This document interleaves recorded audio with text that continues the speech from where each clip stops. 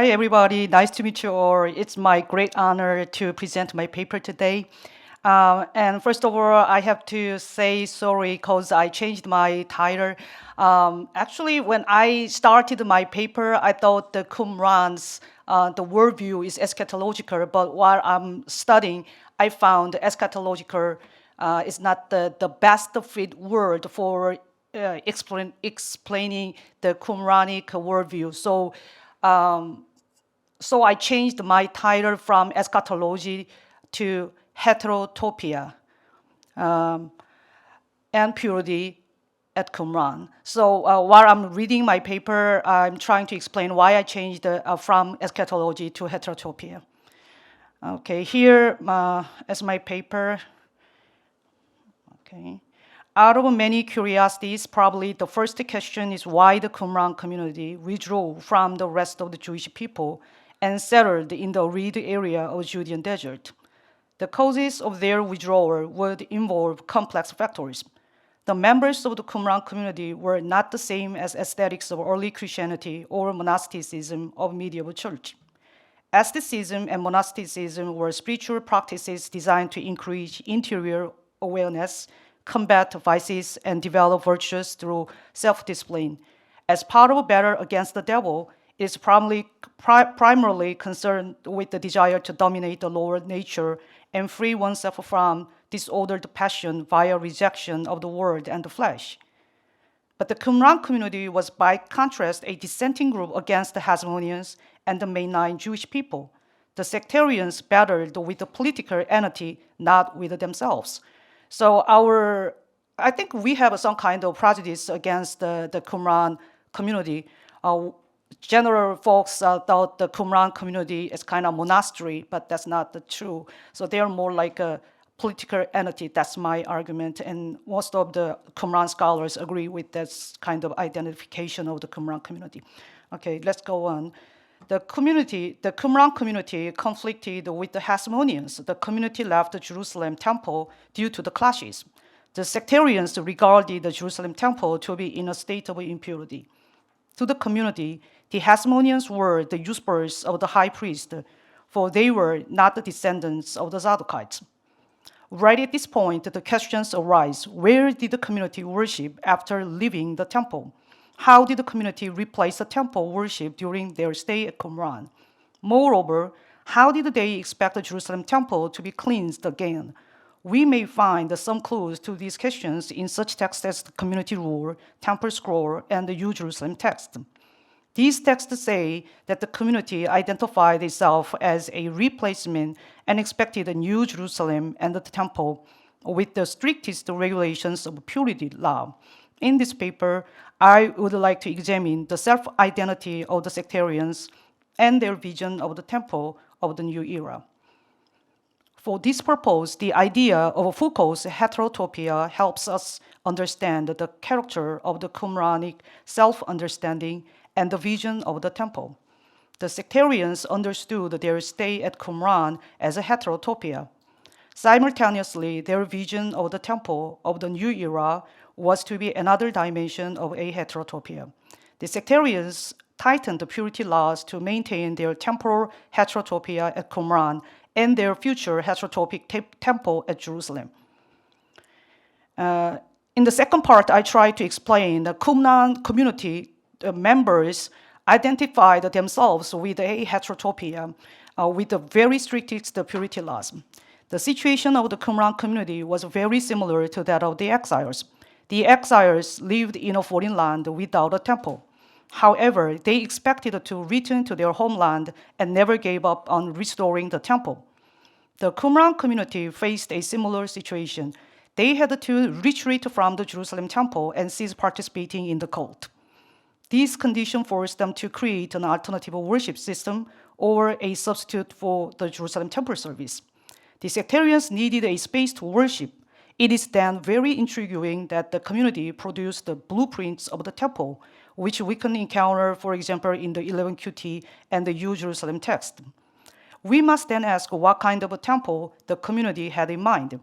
Indeed, the community had never dreamed of building the temple outside of Jerusalem. On this point, Harrington is right to claim that They believed that in the eschaton there would be a pre-established temple at Jerusalem with an accompanying cult. However, it was impossible to reconstruct a surrogate temple at Qumran. The Qumran community's initial goal was not to replace the defiled temple, but to make their current space a heterotopia. They introduced the strictest concept of purity law to construe their community as a heterotopic temple at Qumran. The Qumran scholars employed a special theory to understand the community's special turn regarding cognitive and physical locality. For example, Soja's conception of third space significantly contributed to new understanding of speciality. Here in this paper, I'd employ the Foucauldian space discourse. With a word called heterotopia, Foucault introduced the concept of a realized utopian space. Right here in this paper, I prefer to using the word heterotopia to utopia, because as everybody knows, the utopia means no place. But heterotopia means it's kind of a between, in between utopia and our reality. So the sectarians saw their life at Qumran as a temporal, with the expectation to come back to Jerusalem and have a renewed cultic life. According to 1QM, column 1, line 3, they expected to come from the wilderness of the people to come in the wilderness of Jerusalem. This phrase reveals the community considered their state at Qumran temporal. The space of the Judeans' desert became a heterotopia where the sectarians provided an alternative to and a substitute for the Jerusalem temple. Schofield proposed that the Qumran community was a replacing priestly space as a heterotopia in the wilderness. She also suggested that the community became analogous to the site of a city, maybe even Jerusalem itself. I don't think I can read the whole thing, so I'll just skip the few lines down here. Okay.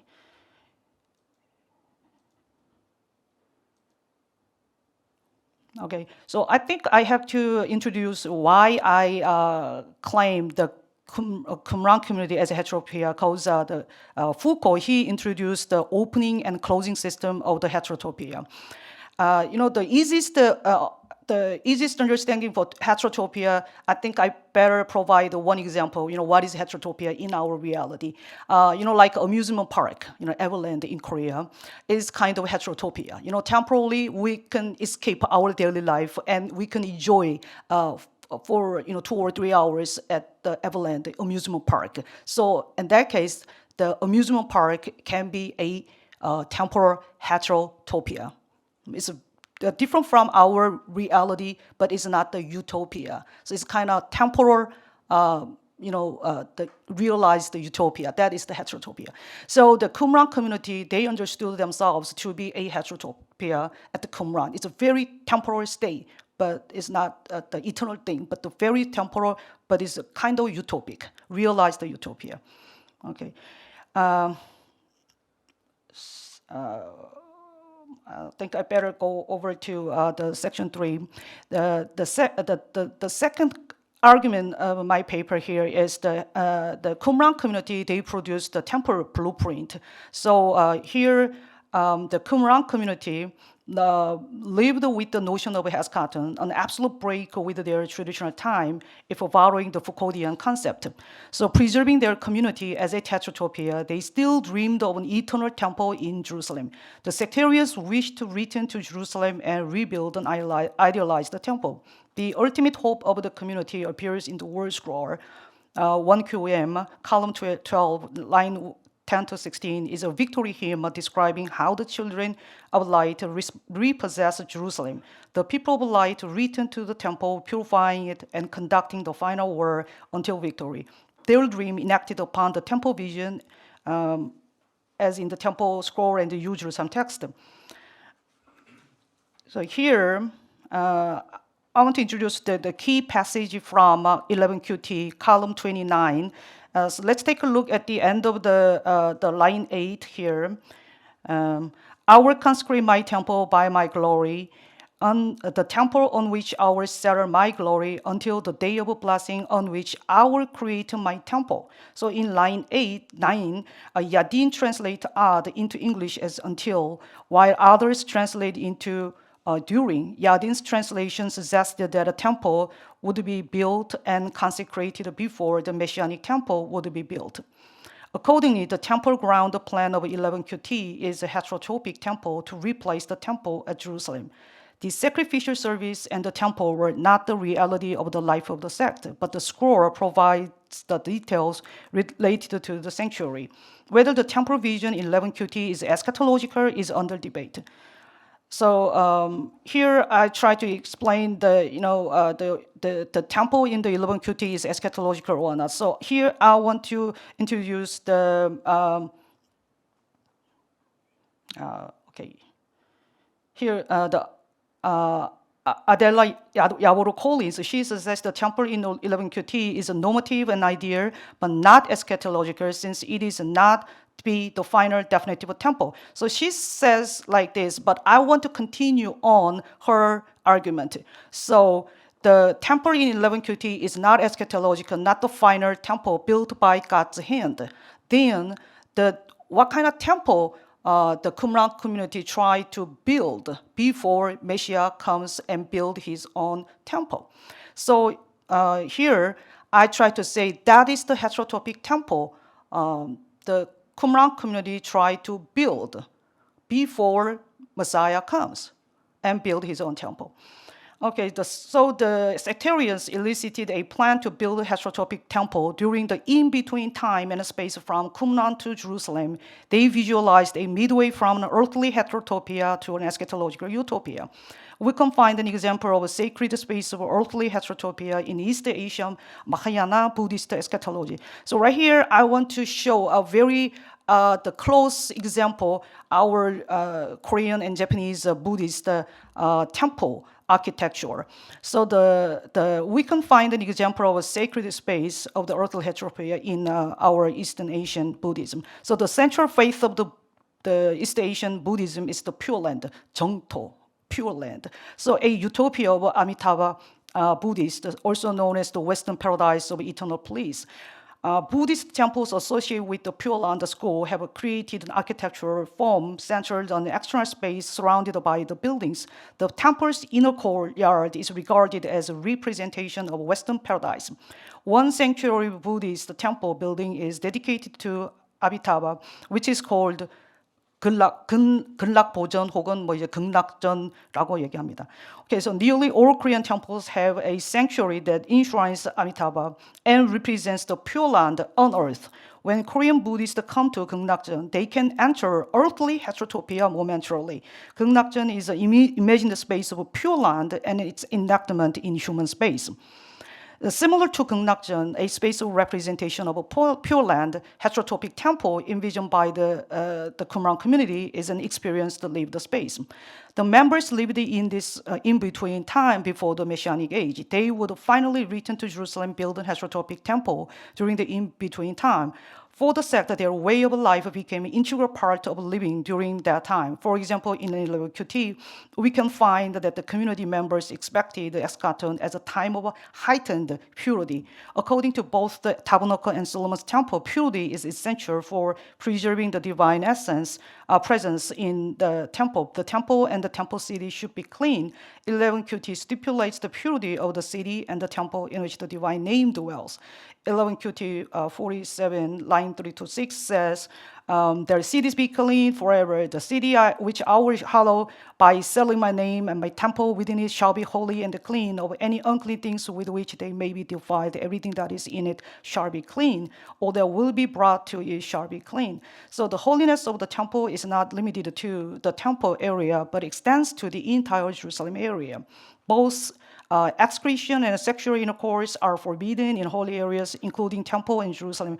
Compared to the laws of Pentateuch, 11QT stipulates in detail the holiness of the Levites who work in the temple, the types of sacrifices, the portion taken by the priest to preserve the sanctity of the temple.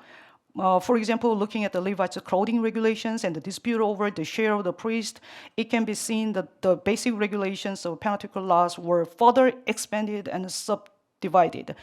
We have many detailed the purity laws compared to the biblical Pentateuchal the legal systems here in the 11QT and other texts in the Qumran scrolls. So examining how 11QT reinterprets the purity law of the peace source exemplifies the tendency of the communities maximizing and homogenizing the biblical purity law. The effect of impurity lasts longer and cleansing rituals become more complicated than biblical regulations. The Qumran community as a dissenting group left the Jerusalem temple. It meant that the members had a disparate understanding of the organization, the leadership, and the law and the vision. The primary issue of the community was where to worship. For this issue, the members understood themselves as a temple. By doing so, their stay at Qumran became a heterotopia for them. In order to maintain their stay as a realized utopia, the sect tightened the